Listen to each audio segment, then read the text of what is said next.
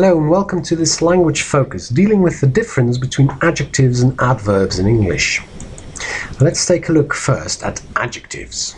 Normally we use an adjective to talk about a noun. For instance, here we've got the noun car. I'm going to say about that car, I have a blue car. And blue is an adjective. It's a word that's going to tell me a specific feature, a characteristic of the word car.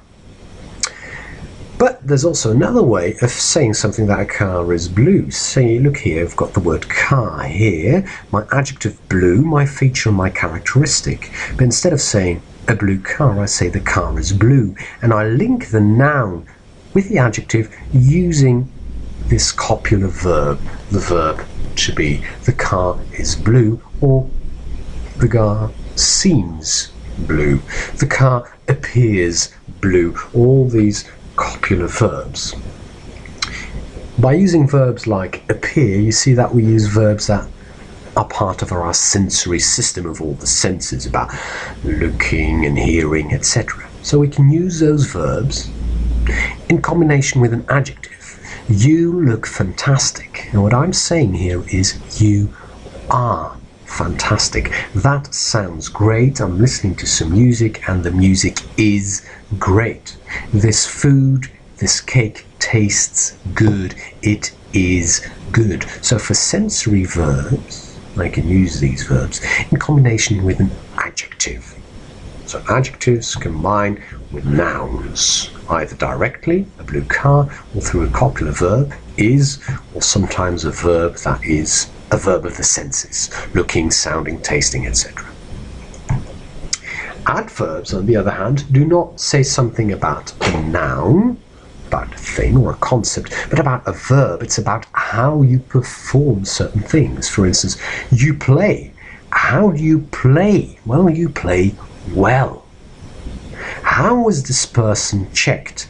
Well, he was checked thoroughly.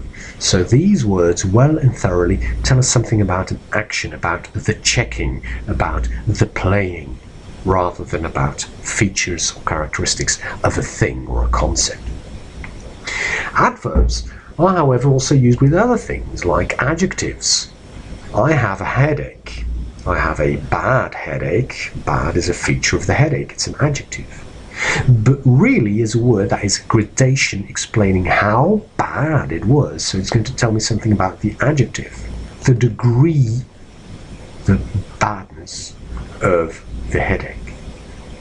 It works similarly with other adverbs. He played well. Well, he played really well. I'm going to indicate the degree of wellness, if you will. Adverbs can also be combined with entire sentences in saying something like, honestly, and then you hear a pause for the comma. Honestly, I didn't know.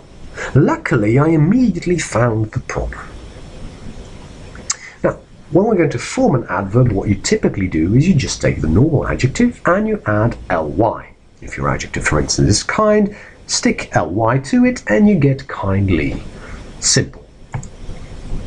When a verb ends in ick, when an adjective, this should be adjective here, when an adjective ends in ick, we're going to turn it into ly. For instance, the adjective is fantastic, the adverb becomes fantastically. That's a general rule. Of course, there are some exceptions. There's a word like publicly, just have ICLY, but that's an exception. Check your dictionary if you need to, but the common rule becomes ick is followed by a ly. Then, if you have an adjective that in itself already ends in ly, what do we do then? That's a lovely car. So that's an adjective, lovely car. It's a feature, a characteristic.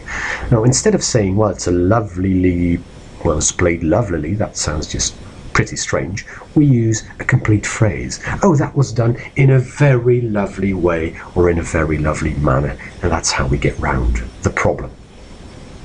Mind that sometimes there's a difference in meaning. Look at hard and hardly.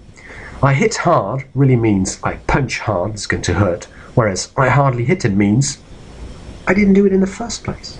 Same with high and highly. We're flying high over the seas, that's altitude, versus that is highly interesting, again, degree. So many things to look out for, fascinating, do practice a lot.